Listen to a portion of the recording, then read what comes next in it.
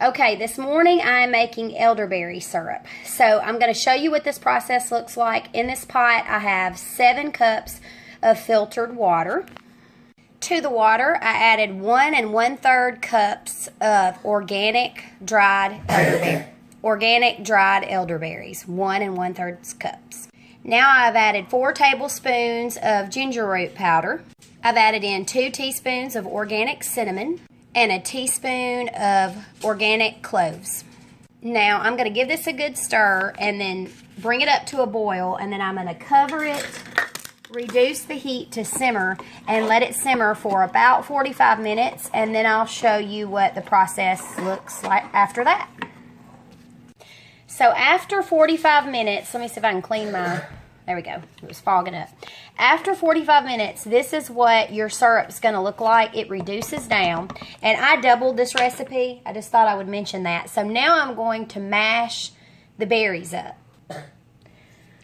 Okay, you want to get as much juice as possible out of the berries. So the way I do it is I just take a potato masher and mash the berries up. So my camera's fogging up a little bit. But anyway, I'm going to pause you, and I'm going to get these mashed up really, really well. So I've crushed the berries up, and now I'm going to strain this through a fine mesh strainer. So it's in the sink, and I poured the mixture into a fine mesh strainer, and I'm just mashing the berries to get every little bit of the juice that I can out. So I'm going to continue with this process and then show you what comes next. So I strained it, and it's in this big measuring cup, so you can see, let me get a spoon so you can kind of see that it's just, there are no chunks in it, it's just liquid. So raw honey is going to go in this, 2 cups to be exact, because I doubled the recipe. But do not pour your honey into this while it's still really, really hot, because you'll kill all of the nutritional properties of the honey. So when this cools down to just lukewarm, I will put my 2 cups of honey in it, and then I will refrigerate it. And it will last about 3 months in the refrigerator. We'll drink it way more quicker than that.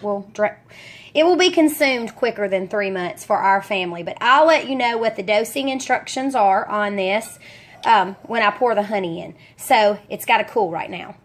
So this is cooled down to room temperature. So now I'm going to pour in the 2 cups of raw honey.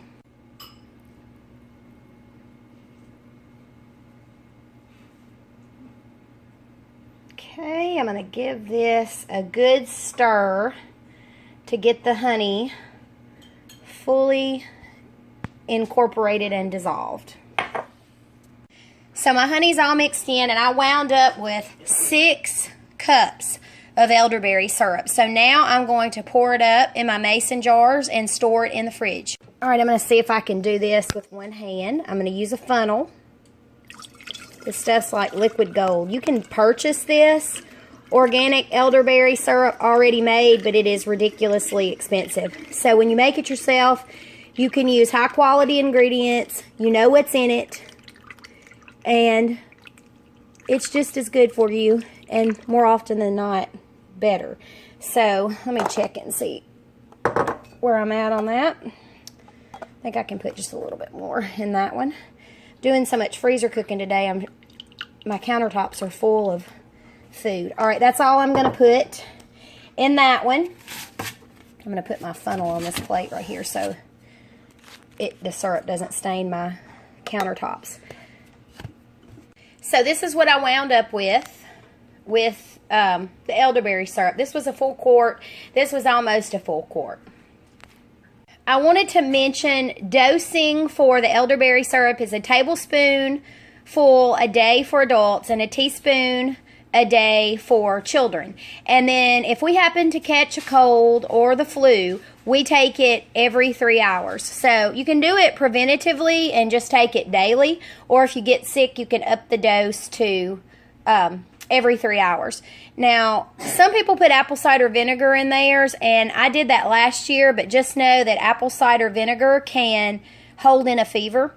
So I did not, and last year I did that.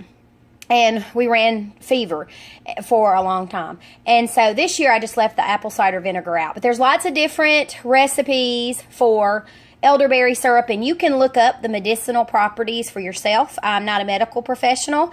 I'm not claiming that this cures or prevents any disease, but you can look at the scientific evidence on elderberry syrup and its properties and what people use it for and how effective it is. And you can buy it now over the counter in many pharmacies. So, but you can make your own. And I've been making my own for years, and this is what it looks like when it's all finished up.